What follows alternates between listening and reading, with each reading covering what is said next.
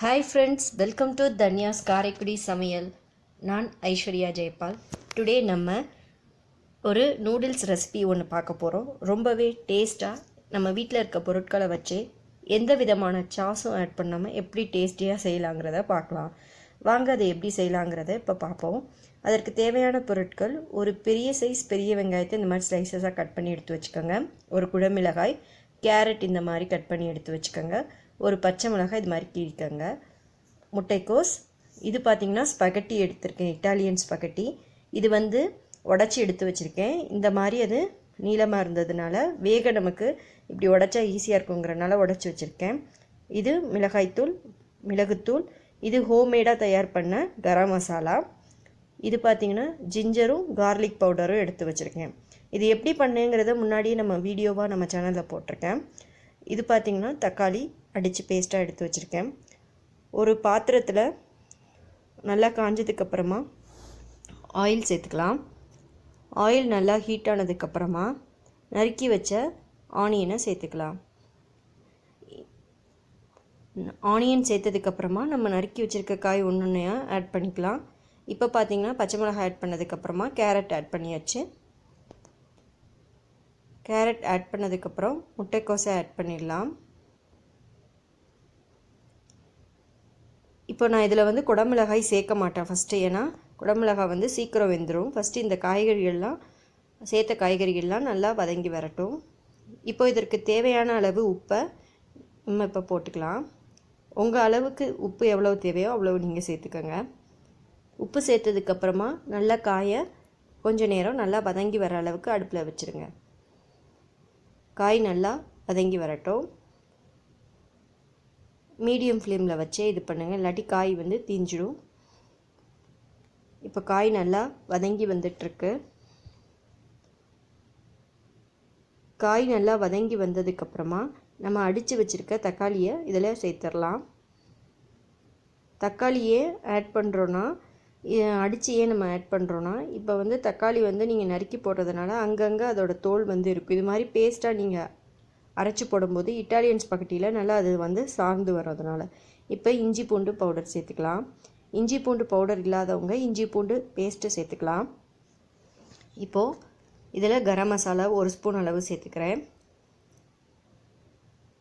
மிளகுத்தூள் 1/2 ஸ்பூன் அளவு சேர்த்துக்கிறேன்.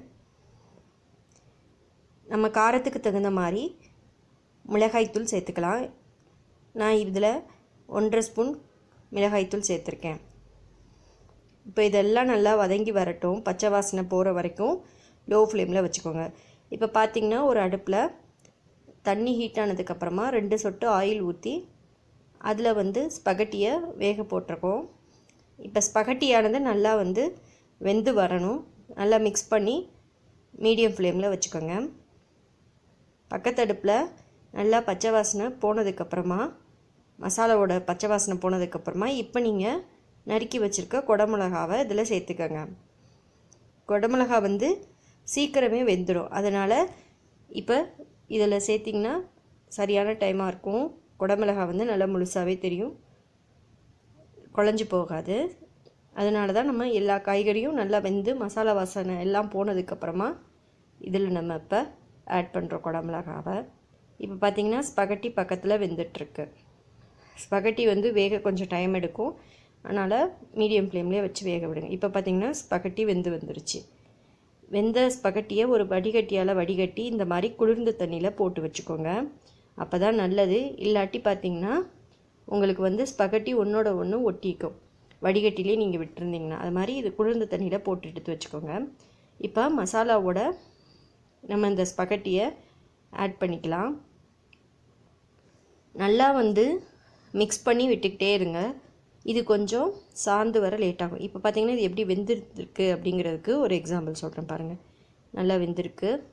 இப்போ நம்ம இதை நல்லா எல்லா பக்கமும் மசாலா காய்கறிகள் எல்லாம் மிக்ஸ் ஆகி வர மாதிரி நல்லா மிக்ஸ் பண்ணி விட்டுக்கலாம். மிக்ஸ் பண்ணிவிட்டு லோ ஃப்ளேமில் இதை வச்சுட்டு அப்பப்போ கிண்டி கிண்டி விட்டுட்டே இருங்க. மிக்ஸ் பண்ணிக்கிட்டே இருங்க. பார்த்திங்கன்னா இப்போ ஓரளவு எல்லா பக்கமும் மிக்ஸ் ஆகி வந்துடுச்சு. ஸ்பகட்டி வேக வைக்கும்போது நம்ம ஆயில் சேர்க்குறது ரொம்ப முக்கியம். ஏன்னா அப்போ தான் ஸ்பகட்டி ஒன்றோட ஒன்று ஒட்டாமல் உதிரி உதிரியாக வரும். இப்போ பார்த்திங்கன்னா நல்லா எல்லா பக்கமும் மசாலா சாந்து நல்லா வந்துடுச்சு. இப்போ நம்ம இதை கிளறி விட்டுட்டாக்கலாம். இப்போ இதை ஒரு பவுலுக்கு நம்ம மாற்றிக்கலாம். ரொம்பவே சுவையான எந்த விதமான சாஸும் சேர்க்காத நூடுல்ஸ் ரெடி ஆகிடுச்சு. நீங்களும் உங்கள் வீட்டில் ட்ரை பண்ணி பாருங்கள். நம்ம சேனலை சப்ஸ்கிரைப் ரொம்பவே சுவையான இட்டாலியன் ஸ்பகட்டி ரெடி ஆகிடுச்சு. நம்ம சேனலை சப்ஸ்கிரைப் பண்ணுங்கள், லைக் பண்ணுங்கள், ஷேர் பண்ணுங்கள். தேங்க்யூ.